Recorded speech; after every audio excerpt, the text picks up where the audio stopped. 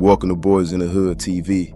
Today we're tapping into the streets of Chicago, and we're going to be discussing the war that broke out between the Gangster disciples in the early 90s after a federal indictment came down and took most of the leaders off the street. Now in the 90s, the Gangster disciples was still being led by Larry Hoover. The GDs at the time was one of the most dangerous gangs in the city of Chicago. Now the GDs brought in nearly 100 million every single year from narcotics alone. Not only were they pushing a lot of weight in the streets, they were also amongst one of the most feared gangs in the city. Now at the time, Larry Hoover had already been down 22 years, serving time for a murder that he committed in the 70s. But even behind the walls of prison, he still maintained a strong grip in the streets of Chicago. Now Larry Hoover ran the GDs like the mob. He was the boss, but also he had a board of members. Now these members controlled certain areas and were responsible for collecting taxes on drug sales in those particular areas. Now even with Larry Hoover behind bars, things would still be going well, but soon this $100 million a year empire would start to crumble. On August 31st, 1995, 39 members of the Gangster disciples will be indicted on federal drug conspiracy charges.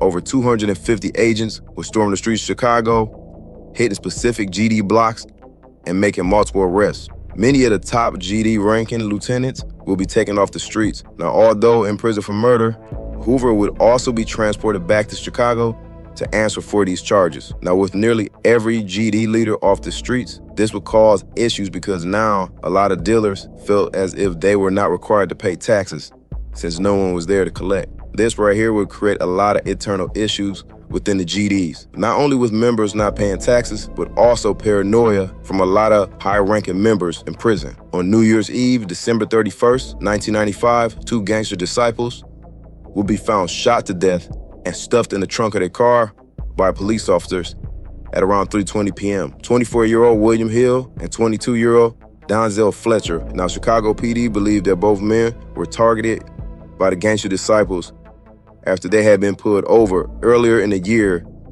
with $360K in the trunk of their car after a drug raid. Now, allegedly, the GDs assumed that both Hill and Fletcher were going to turn state witness and testify against GDs that were in jail. Now, with the death of these two GDs, this was just the tip of the iceberg. Even with most of the top dogs in prison, there were still high-ranking member GDs on the streets. One in particular, 27-year-old Chuck Dorsey, aka Big Chuck. Now, Chuck's big physical appearance intimidated many people, with him standing 6'3" and 330 pounds. Not only was he a true hustler, but he was a dangerous man. Essentially, Larry Hoover would pick Chuck to take over his citywide post in Chicago. Now, at the time, Big Chuck was running the infamous Cabrini Green projects and bringing in big revenue. Now, with his new position, not everybody was happy about Big Chuck getting that spot, especially some fellow members from the South Side. Now, according to Chuck's girlfriend, Chuck had become paranoid that somebody was out to try to kill him, which led to him having thoughts about getting out of the game.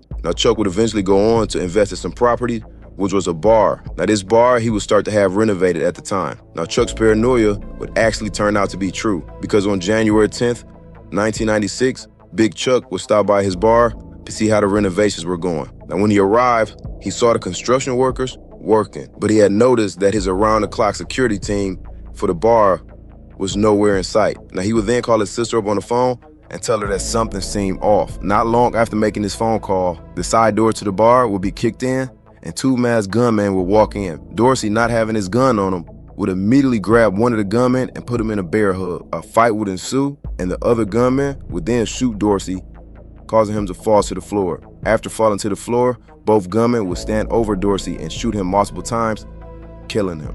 Now, after the death of Dorsey, all hell would break loose. Word would reach back to Larry Hoover, who was pissed off because he had named Big Chuck for the citywide position. Now, rumors would start to spread that Melvin Haywood's right-hand man, Leon Houghton, aka Milkman, was responsible for the hit on Big Chuck. A GD region member named Phil Jenkins would claim that Milkman felt that he should have got the position for the citywide post and not Big Chuck. Now, whether or not this was true, two known GDs would take revenge against the Milkman. Only a few months would go by, and on March 10th, 1996, GD members Melvin Clifton and Vincent Galloway would plan to meet up with the Milkman. Now, later that day, Milkman, along with his friend Eddie Brown, would pull up on 78th Street where they would spot a maroon Oldsmobile sitting by. Now Brown would honk his horn, and the two GDs, Clifton and Galloway, would exit the car and approach them. Both will get into the back seat of Milkman's car. Now initially they started talking about the Buzz game, and that's when Milkman asked Clifton